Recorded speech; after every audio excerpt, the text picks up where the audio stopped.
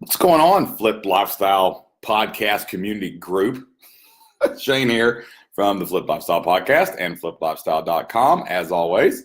As a member of our new Facebook group, one of the things that we are trying to do in this group is basically give you the behind the scenes of what Jocelyn and I do in our online business every day, so that you guys can get that exclusive sneak peek and, take some of those lessons learned, watch the magician's hands, and learn the tricks of the trade, and do that in your own group as well. So today, I've been trying to post every day this week about what's going on over here at Flip Lifestyle World Headquarters, aka our kitchen table, right? And what I'm doing right now is I'm getting ready to do what I do every week, and that's money. Jocelyn and I like to keep our mind on our money and our money on our mind, right? And it's really, really important to pay attention to your money every day, but especially once a week to just sit down and actually, turn everything off, shut all your browser windows, and just go full speed in and really do your accounting, do your numbers. This is a part that a lot of businesses neglect, and it's why a lot of businesses go out of business, because the only resource that matters in your business really is your money, right? You're making money, you're spending money, and you got to figure out how to have money at the end of the day, right? How to spend less than you make. So I got my coffee, I got my notebook, and I'm sitting here ready to get started. Okay. All right. What's up, Jess? So I wanted to take you through an outline real quick of how I go through money each week. I do money every single week. It's kind of like the Scrooge McDuck money bin, man. I'm jumping in, I'm counting all the coins every single week.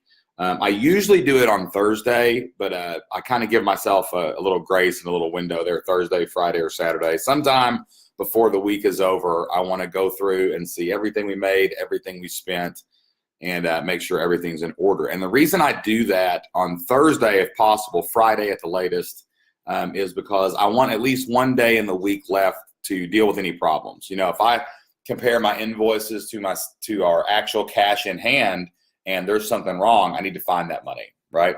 About 2 weeks ago, when I was sitting down to do money, I was expecting some stuff from our taxes back. And I realized that it wasn't where it needed to be in the bank account because I'm paying attention. And it turns out that we accidentally, instead of our account number for the bank account, we wrote down our phone number. Don't ask, it happens. And so, but I noticed immediately that this wasn't there, so I was able to deal with that, right? So I have a checklist that I go through every single week. I'm about to do the checklist myself right now. This is actually what I'm doing for work this morning. I'm going to work on this till about 12 o'clock, and then I'm taking the kids to see Aladdin, a movie. So we're going to go to a matinee today, but this is what I've got scheduled for work today. This is actually behind the scenes in real time. So what I'm going to look at here first is I'm going to go through everything that we're doing today. All right. So the first thing that I do is I'm going to check all of our sales from last week. Usually that means logging into Infusionsoft and checking all of our invoices. I want to make sure that all the sales, what was the actual number? How much should we have in the bank account over the last 7 days since I did money the last time, right? I'm going to check money 4 times a month, every week. Try to do it every Thursday. Sometimes it's on Friday. Just depends what's going on. Okay. So I see how much we should have. That's a really important number, because when I start counting the money in the bank accounts, it should be close to that. It's not going to be perfect because sometimes there's a delay between when the payment processor, makes the deposits and stuff like that. So, but I need to know close to, if I sold, $20,000 in sales last week, I need to know that I'm going to be looking for $20,000 somewhere in my bank accounts. I have 10 bank accounts, which I'll talk about here in a second, how we've got it all set up. But I need to know that number. I need to know how much money should be in all of our bank accounts. Okay. All right. So then what we do is we look in our deposit accounts and we make sure that that number is close to that sales number. Okay. So we have a bank account set up for every profit center. So Flip Lifestyle has its own bank account where money gets deposited. So the payment processor is hooked into that bank account. Our education websites each have their own thing. Our rental company has its own thing, right? Anywhere where money is coming in from other people has its own bank account, right? So we're good. Okay. So I check every one of those and PayPal to see how much money has actually been deposited. Then I'm going to compare that to invoices. It's never the exact same, but it's close, right? Should be close because I'm doing it in the middle of the week. All right. So after I check invoices, after I check all the money in the deposits, and I've compared those, and I'm happy with that. If anything's missing, I go find it right then before I start doing anything else. But once I'm happy with invoices and sales and actual cash on hand, like the only thing that matters to me is the money that we can actually spend. And the money we can actually spend is in our bank account. So that's where I go from there. All right, the next thing I do is I move all the money that we collected last week from PayPal into the correct bank accounts, because we don't leave money in PayPal because PayPal is not federally insured. So I don't even like to leave any money there. Like if there's $5,000 in PayPal, we want to move it immediately over to an actual bank account that's FDIC insured and it's all protected. And we just know that it's in our bank account, not in PayPal. Okay. But that money is going to take a day at least to get put into the bank account. So I just kind of initiate that transfer, and I'll count that money next week when we actually put it in to our cash account. Okay. So we move all the money from all profit centers into one big account, and that's where the cash is. Okay. So then we can see a total. We can see all the money that we've collected over the last week or whatever. All right. After we do that, okay, we're going to give first. Jocelyn and I have a give first mentality.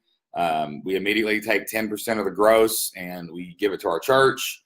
And, and then if we're going to give anything else that week to anything, other causes or anything that we're a part of, we're going to talk about that. Jocelyn gives to her and a group of entrepreneurs. They have like some kind of mastermind collective where they all pool their money each month and they give like a big amount in addition to their tithe or whatever to a specific charity cause. I can't remember exactly what it is, but like anything that's going to happen there is going to happen first, because if you don't give first, you're going to give it to yourself and you're going to keep it. And there might not be nothing left to give. So we give first, and then whatever's left, okay, like let's say there's, $10,000 left, okay, or whatever. We're going to start dividing that up. Okay. The first thing we do is we create a business profits account. That's money that will eventually pass through to us. Like we own the business. So it's the fruit of our labor. It's the reward. And we put 15% of the gross just into a business profit account. I usually just leave that account alone. It's like a war chest. But we're going to use that for different things personally later. Like it's our dividend from the company, basically. And a lot of this comes from Mike McCalloch's Profit First stuff. I've modified it a little bit to meet our needs. But, if you've never read that book, Profit First, that's where a lot of this stuff comes from. All right. Next thing we do is we pay taxes, right? So you're going to have to pay taxes. And I can't tell you how many business owners come to us and say, oh, I don't have enough money to pay my taxes. And we're like, how? How do you not know that? Like, how did you not save for that? Like, it's coming, right? You need to put money away for taxes at the beginning for every dollar you get, you need to put a dime and a nickel over in an account, because you will have to pay taxes someday. Like you're going to have to.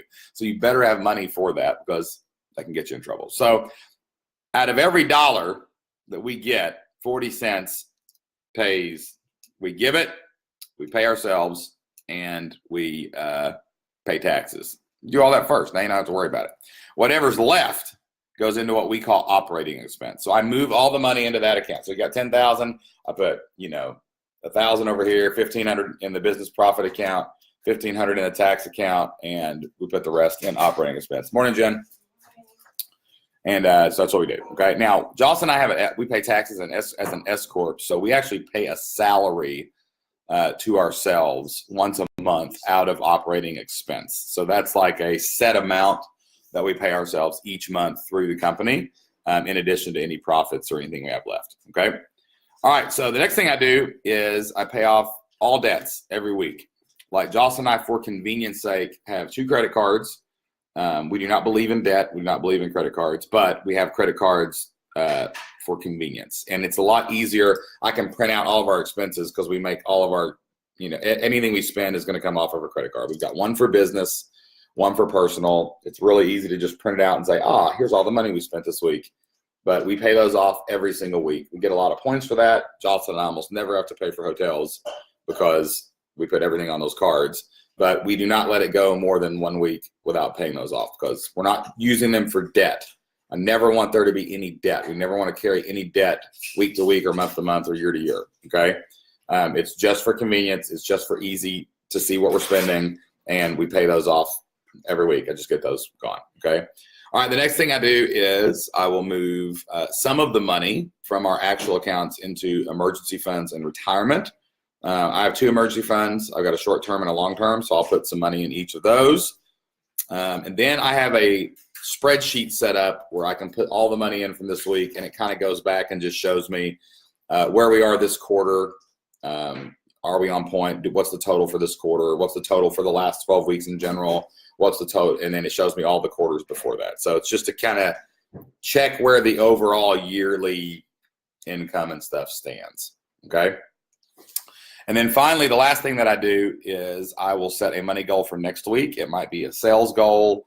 It might be a spending goal. Like, how do we, what are we going to spend? What are we going to save? What are we going to do? I'll just set some kind of money goals for the next week. It might be a specific sales goal. Like at the beginning of May, I remember I wanted to sell more of our one-on-one coaching packages, which is where I work. It's called S&J All Access. And me and Jocelyn work personally with people to help them grow their business. So I set a goal for that, at the beginning of the month, and that might be my goal. It might be ticket sales for Flip Your Life Live. It doesn't matter. Whatever the goal is, it might be, we were 10% down this week. Let's, boost that up. And then I think, how can I boost that up? And I set some kind of goal for next week to see if we can get there. Okay. Just to keep me focused. And, I just paid attention to my money. So I need to, take that data and I need to go forward and use that to set some kind of goal. Like, it doesn't help to just look at it. You got to have a reason for it and do it. So that's what I'm doing today. Love to hear what you guys are doing today in the comments below. Once I get out of here, got a bunch of people watching. Good to see Jeff. Good to see Larry. Hey, Jess. Good to see you this morning. What's up, Kevin? Hey, Brenda. And good to see you guys. Hope that that gave you a little peek into what I'm doing today. I should work about 2 or 3 hours today. And then we got some other stuff going on this afternoon. But today is Money Day behind the scenes over at Flip Lifestyle. So not going to be creating a lot of content other than this video, which I will probably download and repurpose to YouTube and some other places later on. But thought you guys might like to see a peek into that and see how we do our money every single week. If you're not doing your money at least once a month, you're probably losing money. And I highly recommend that you sit down once a week and look at your online business, look at your offline business, look at your numbers, because the numbers don't lie and they will guide your every step. Okay. Hope you all have a great day. Get to work, grow your business, make it happen. If you got any questions, you can drop them in the comments below. If you're watching this later, sorry you missed my live. I'm not going to announce when lives are happening in this group. Just going to randomly do them. So you got to pay attention to the old Flip Lifestyle podcast group, and I hope you all have a great day.